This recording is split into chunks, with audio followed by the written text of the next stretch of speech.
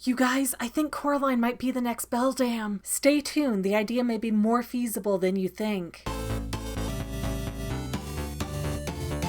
Hey there, family members. You probably already know this, but I'm McGann. This is the Fangirl, and we're about to cover Coraline for the bajillionth time. In my last Coraline video, I responded to this letter I got that sent me off into a whole different tangent, and it ultimately brought me to a place where there are multiple other mothers. If you didn't see that video, I'd highly recommend you do that before continuing here. But the gist is that the Beldam has a certain set of traits that she gets when she transforms, so it could very well be a situation where the Beldam only gets one shot to catch a child and then she can't change into anybody else's mother. The creature either gets a child and creates a new other mother, or it just withers away and dies. It's kind of like a battery. A battery can sit for a really long time in a package and still keep all of its energy, but once you use it, the power's gone. It's not coming back up. Same idea with Beldam magic. Once you pick a child, you can only morph into one person and you spend all of your energy trying to catch that one kid.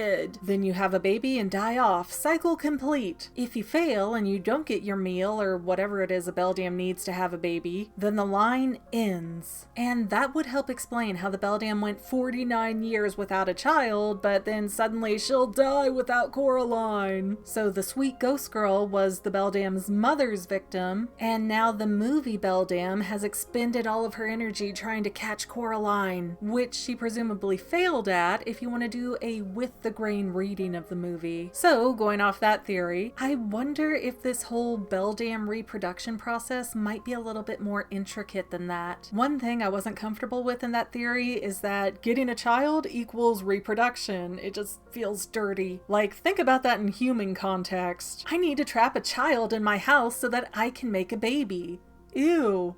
Call the police. It just sounds all kinds of wrong, but I really do think it's more like an energy transference kind of situation. And by that I mean that the Beldam either eats enough or she drains enough energy out of something else so that she can physically make a baby. A little tiny version of herself. You know, something more like that and less pedo-y. But the more I thought about it, the more I started to question, why a kid? Why is that pivotal to the plan? Just lure in anyone or anything you can if reproduction is the goal. And I do believe that the Beldam has done that to obtain Miss Spink, Miss Forcible, and Mr. Bobinski, but this is a counter theory, so my older ideas may or may not apply here. So then I wondered, what if a child has more significance than just being a source of food? To paint this full picture, why does the Beldam have button eyes? As I have shown many times before, the other mother is perfectly capable of displaying human eyes, so why bother with buttons? Wouldn't it be easier to keep a child in your grasp if you looked perfectly like their real mother? And it would make things so much more confusing for the kids. Really, the only logical reason for the other mother to have button eyes is to normalize them for the children. See, I'm wonderful and fun and give you everything you ever wanted, and I have button eyes, so they're good. Try on these buttons and stay with me forever. But if we take another step back from this, why would the Beldam even need to sew buttons in the eyes of children? I mean, she seems to be saving the physical eyes to power the other world for reasons, but if that's all she wants the kids for, it would be so much easier to just snatch out their eyes and give them nothing in return. And that's especially true if she's killing the children, because why put in all this effort just to eat them? Again, I've had other thoughts about the ghost kids being puppets and the Beldam not actually eating children, and that may still apply here. It's implied that the Beldam can see through the buttons, and that's how she spies on people to set up the other world to their preferences. However, once the Beldam gets what she wants, which is supposedly the eyes of tweens, shouldn't she be done with that person? The only reason to give them button eyes is to either control them or to see through their perspective. I mean, maybe you could go a step further and say she's trying to manipulate how the kids see with button eyes, which is really useless to do if you're already at mission accomplished, I got them eyes. You've already succeeded in the plan, so why keep going going. So it all adds up to the buttons having really zero purpose in the movie. They're useless to the other mother and to use on the children that she abducts. Even the cat doesn't know what the other mother is after. Maybe she wants something to love or something to eat. Who knows? Who cares? Not me, I'm a cat. Well, what if there's another option? What if the Beldam isn't hurting the children, but she gives them the buttons because they really do become her children, her heir, the next Beldam who waits patiently in the other world until another kid comes by. So to accept the button eyes is to become the next Beldam because you're actually her child now. Okay, I expect you guys will have some issues with this theory, but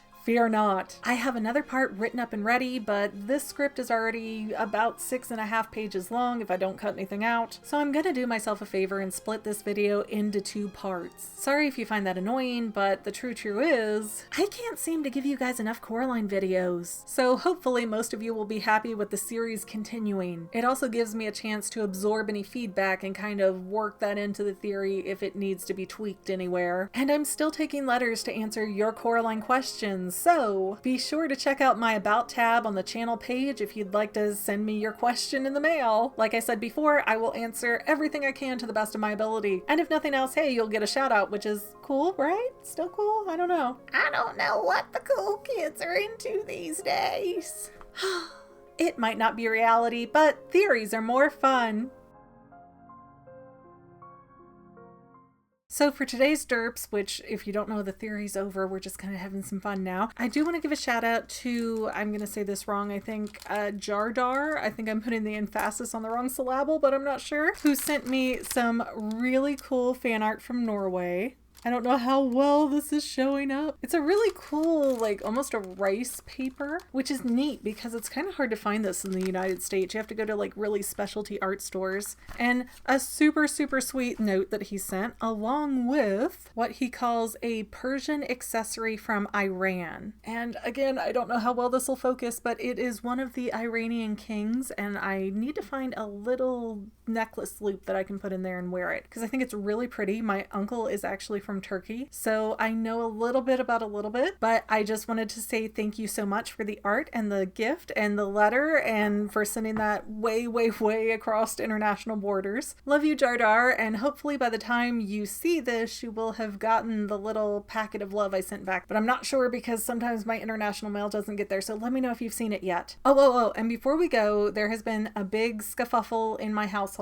and we need to sort this out. Okay, so this is a cat my daughter got at VidCon. It's Afmal, something like that. Afmal, something like that. I know it's related to Minecraft in some way, but the cats technically aren't, but it's just a nice scooshy thing. My daughter wants to call this cat Strawberry, of all things. It's not even like pink or red.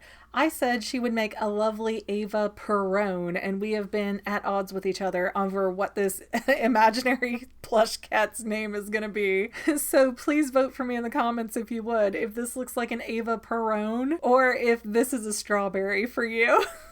These derps, you never know what you're going to get. Thanks for watching, everybody, and we'll see you next time, family members.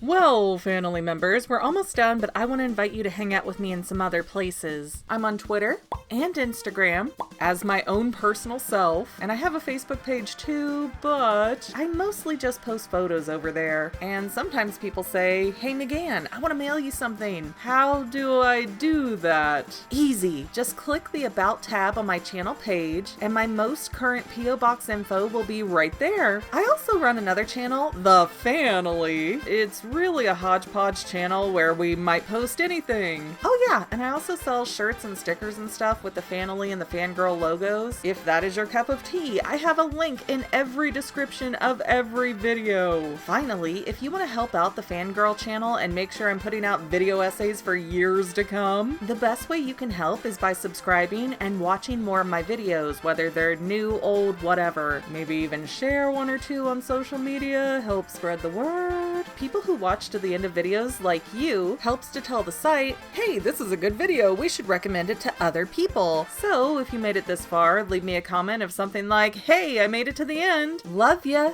See you next time, family members. Bye.